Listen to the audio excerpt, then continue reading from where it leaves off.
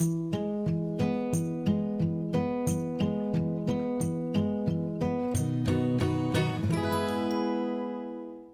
a fire I made today using my Condor pterosaur and the Condor village parang. We're in the middle of a storm here today and I've just had a quiet spell, so I thought I'd get a quick video up for you and I'll show you some of the mods and why I recommend these tools. Right, the knife I'd like to talk about today is this one here, and you can see it's been heavily modified. The original colour of the sheath is green, and this is the Condor pterosaur.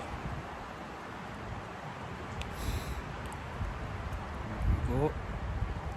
Now, I got this knife when it first came out onto the market here in the UK, and I've used it heavily.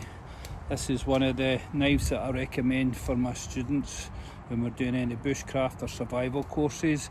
It's a good starting point and it's a good quality blade, so I really do like this. Another thing I like about this knife is the price. So today this is, let's see, the 7th of the 12th, 24, and at Heaney Hayes this is sitting at £55 at the moment. And the other thing I like about these knives is you can modify them. Now, the handle material at the top here, you can see I've spray painted it orange. I've added some amalgamating tape, and that's the original colour there. It was green polymer. I don't know if you can make this out. There you go. I've added a thumb scallop in here, obviously on both sides. And it's just for a bit of comfort, to get the ergonomics right for my hand.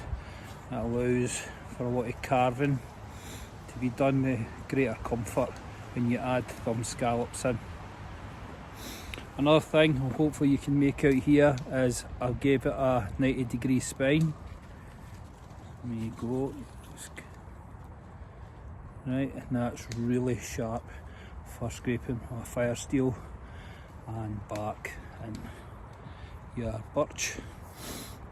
So I like that also, that's really sharp.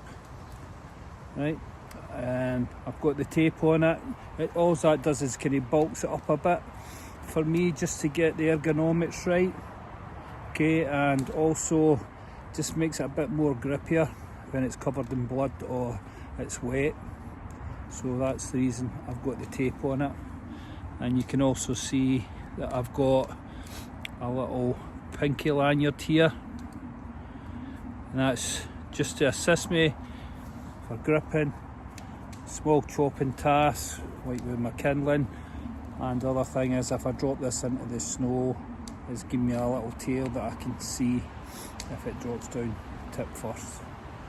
Okay, and one of the big features about this is when you buy this knife it comes with a Scandi grind, and you can see this one's convex now.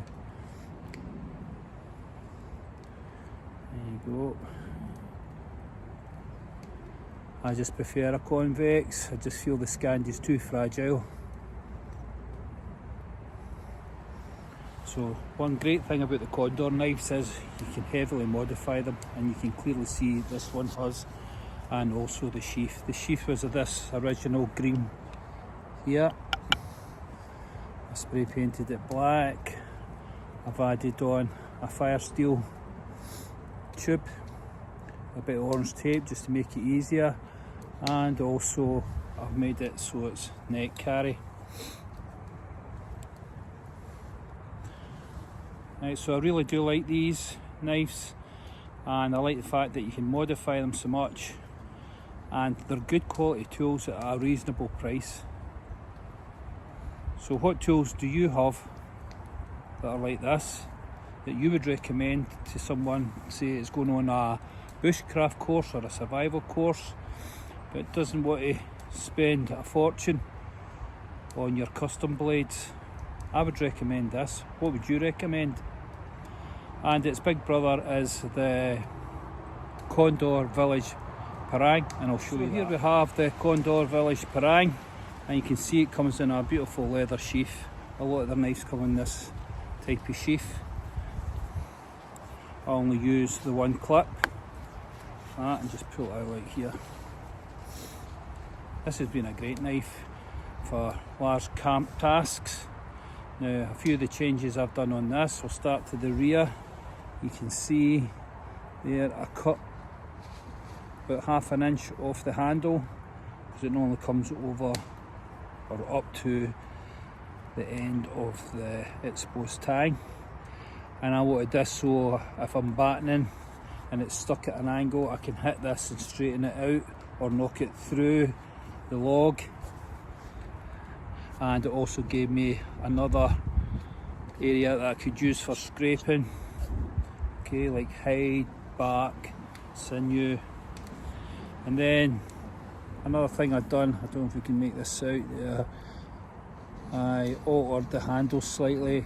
I just, in this area here, I just take a file to it, sandpaper, and just created a more comfortable shape for my hand to get the ergonomics right. And a bit of tape just to give me a bit more grip. Okay, and I thinned down the front of the scales here.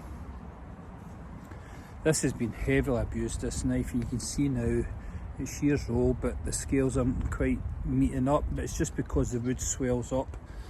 Okay, and in this area here at the neck, I rounded it off with a file and created this small sharpening choil.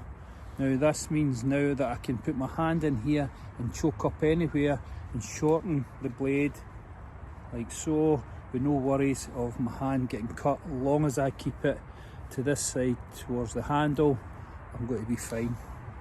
So that was another addition. And you can see this blade itself is made from 1075. It rusts dead easy, but it's got a good convex edge on it, which it needs for the heavy chopping, especially in the area I am in, and the woods and the type of woods I use. I've also sharpened off the front along here, just cut it at an angle just to help me for digging and use it as another additional scraping area. So I really like this blade. The Condor blades are fantastic for modifying. They're not that expensive. This knife's about £110 at the moment, brand new here in the UK. But this knife and the pterosaur, I could definitely recommend them for someone starting out in bushcraft and survival. You'll get your money's worth out of these tools, and they just seem to keep being able to take it week after week and month after month. So I really like this and I recommend it. So what tools would you recommend to your friends who maybe are just starting out, or your friends who come up at the weekend for a drink up the woods with you?